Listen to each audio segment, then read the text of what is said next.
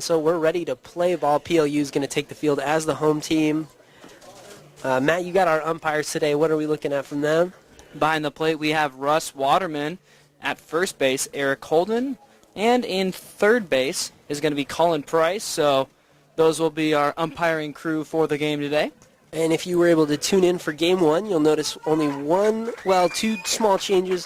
One being Adam Rogers has moved, or is not doing this game. It's Russ Waterman behind the plate. Eric Holden and Colin Price switched between first and third base. That's Corey Nelson out there getting warmed up for PLU. Leading it off for George Fox will be AJ Valencia.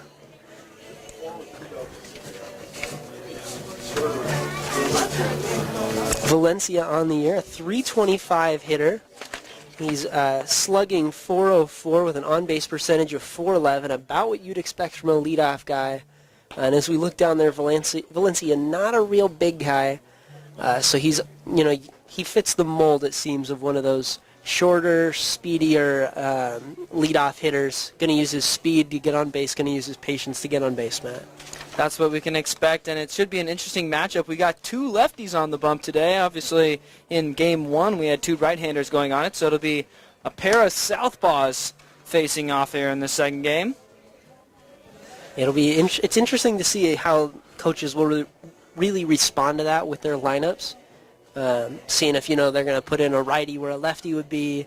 You don't see a lot of platoons in the Northwest Conference like you would in the big leagues, but they certainly have the option for it if they'd like to. Absolutely, and I think one of the biggest implications of having a lefty on the bump at this point is the fact that at first base you really have to adjust how you approach base running, because they can have those kind of tricky moves that obviously lead to a lot of pickoffs if you're pretty good at it. So probably going to have to be a slight bit more conservative on the base pass as well. And leading off for George Fox, the left fielder, number 4, AJ. And it looks like we are ready to get going. AJ Valencia is going to step into the box, a lefty leading off against the lefty, Corey Nelson. We're ready to go here at Merkel Field. Nelson's first pitch, a ball low, 1-0. First pitch coming in right on the dot at 3 o'clock.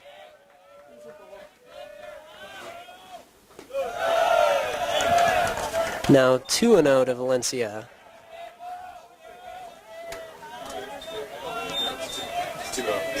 Yep.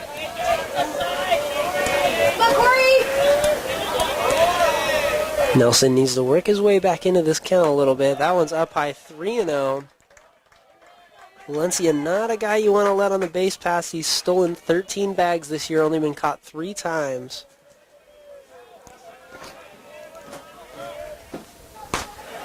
There's a strike on the outside corner from Nelson. Great pitch with the fastball. Nice framing by Sean Rahan behind the dish.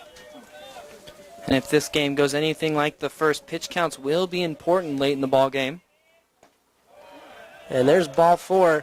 Yeah, Matt, especially important because these teams, if they end up in the losers bracket, which they could after this game or the next one, could end up playing up to 5 games if they're going to win it all.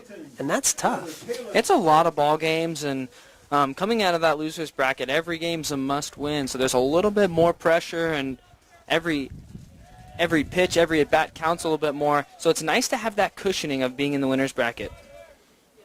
And I think, too, we will probably see a bit more offense as the tournament progresses, as we get into those 3, 4, 5 pitchers, especially the 4 or 5 guys who don't usually start. Could be interesting to see which team has the best pitching depth. Might be the key to winning. Mm-hmm. And if you can save a starting pitching, maybe get a nice little cushion early and potentially pull your first game starter out a little bit earlier, there's a chance he might be able to come back later in the series as well. So that's another opportunity that if you can get a big buffer early in the game, it's really advantageous. So 2-0, Nelson down behind in the count again to Clardy. Throw over to first just to keep Valencia over there. Valencia's not being too aggressive over there. I think Nelson just making sure that he doesn't try and leave on first movement. That pitch up and in. Ball 3. Clardy, the senior from Beaverton, way ahead here.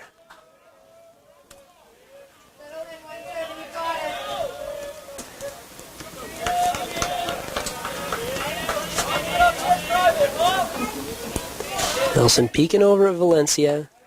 Now 3-1 after that strike as he's trying to work his way back into the count. It's a big spot for him. If he can find a way to work his way back in the count, potentially get a ground ball, he could be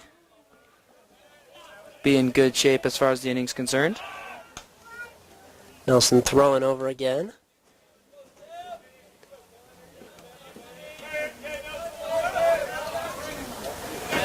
George Fox's first base coach over there with what looks like a stopwatch, potentially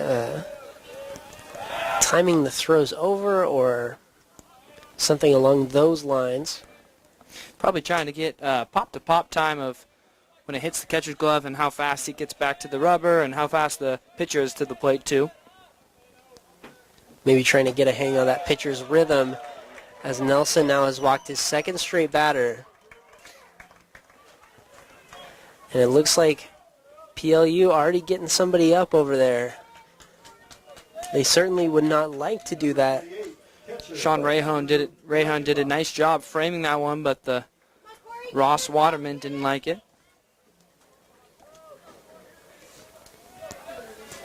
Looks like Lee Larson over there in the PLU bullpen.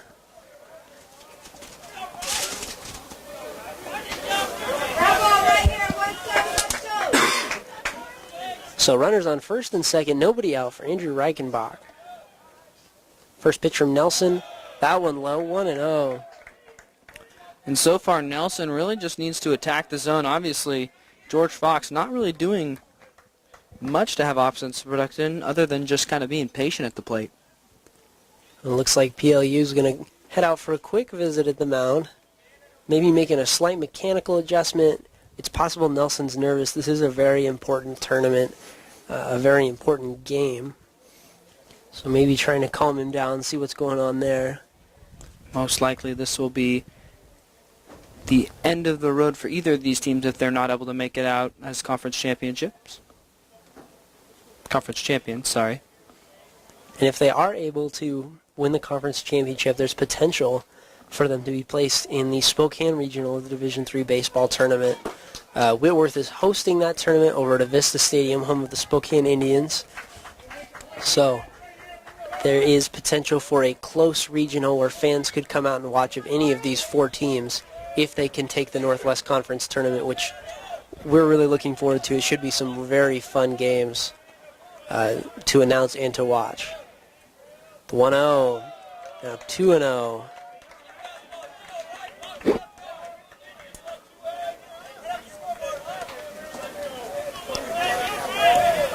Corey, get your zone, kid! 2-0 to Reichenbach.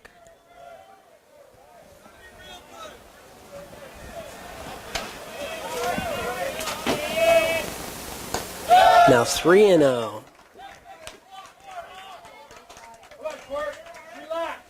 Lee Larson warming up over there with a little bit of urgency.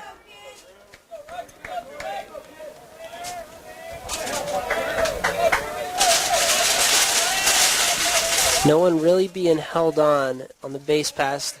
Now 3-1 from Nelson. And this isn't very common from Corey Nelson. He's not a guy who walks a lot of players.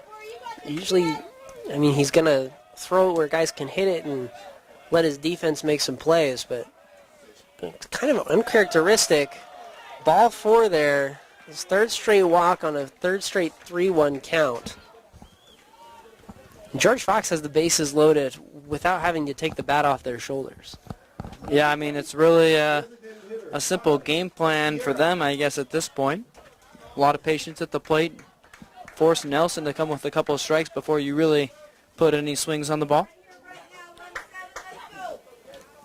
So Nelson now having to work his way out of a bases-loaded jam if he's going to come out of this unscathed. PLU with the corners in. Looks like if it goes to the middle infield, it'll be a double play ball. That one just gets on by. Throw over to first by Ben Welch is in time for out number 1.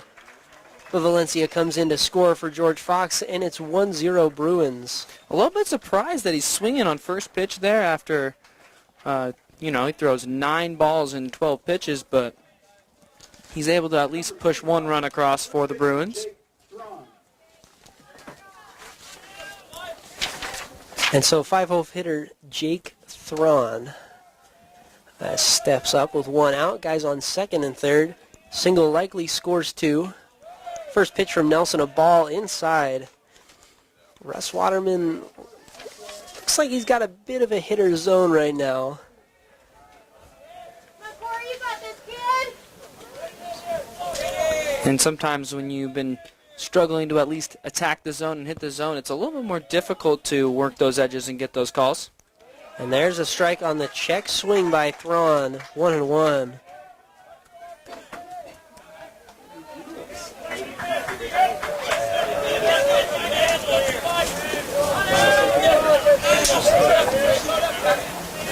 So 1-1, 1 out. Thrawn looking to put George Fox, or get some crooked numbers up on the board for them. And Nelson hits with that one, 1-2.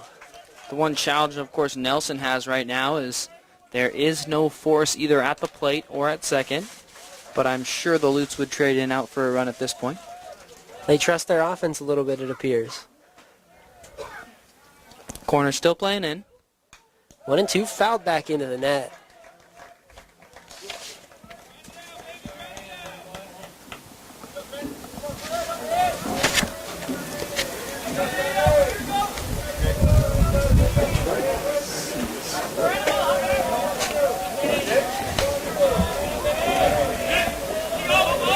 This is 1-2. Nelson, a breaking ball up high. 2-2. Not a bad pitch to waste there. And that one looked like it kind of started high, but was breaking kind of towards the top part of the zone, but wasn't quite able to catch it. Hits that a little lower. He might. That's a fly ball into right field. Brett Johnson tracking. Took a couple steps back and snagged it for out number 2. Run will score on the sac fly by Jake Thrawn. It's just a good piece of hitting right there. Obviously, knowing that there's a guy on third, you got less than 2 outs, you can put something deep into the outfield. There's really not much of a chance there for Johnson to throw him out at the plate. So that's 2-0 now. Keelan Clardy scoring on the play. And that means 6-hole hitter Caden Nanini.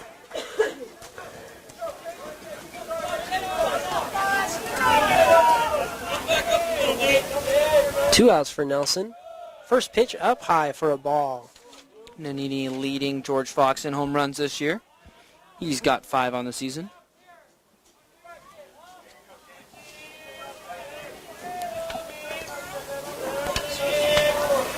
One and out to Nanini. Correction, he's actually second on the team. Behind Reichenbach. Reichenbach also third in the conference in RBIs. He's the runner on third. That one fouled back into the net.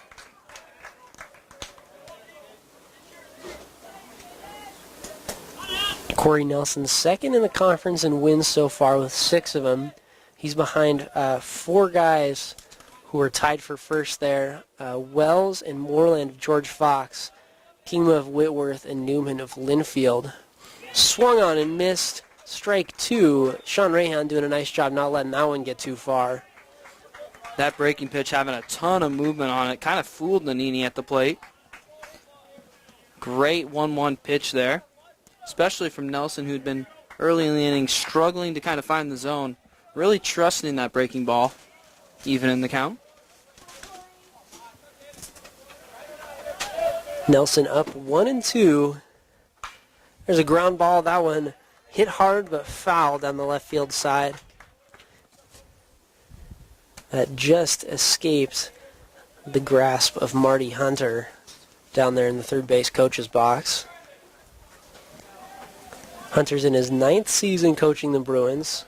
He's 204 and 123. That's a .624 winning percentage in his time at George Fox. Breaking ball just misses. That looks pretty good from up here. 2-2. Caden Nanini deciding to let that one go. He's probably thankful that it wasn't rung up on the third strike there.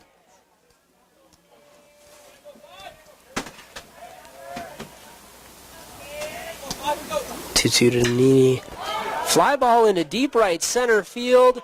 That ball is out of here. Caden Nanini And Nannini knew that one was gone when rounding first there. Gives a nice little high five with the first base coach on his way.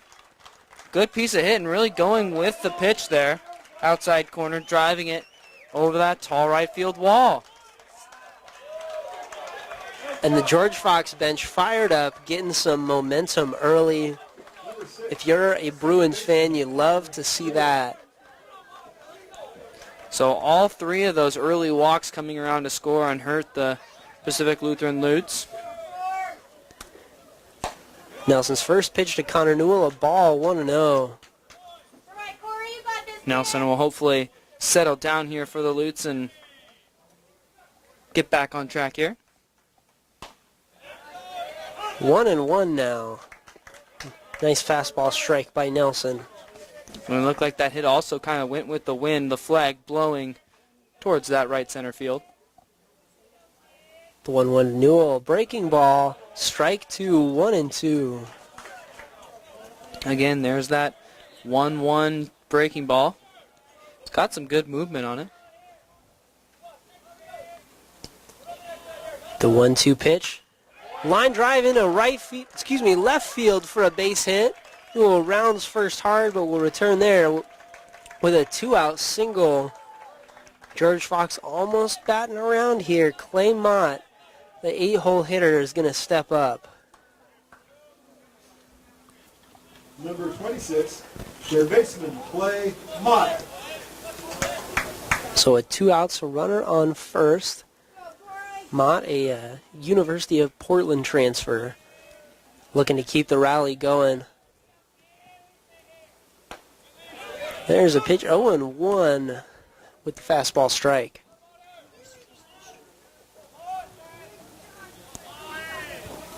And that is Nelson's first pitch strike so far today. He's been struggling with control. Maybe looking to get on track. He'll get back on track after the first inning. That pitch inside, 1-1.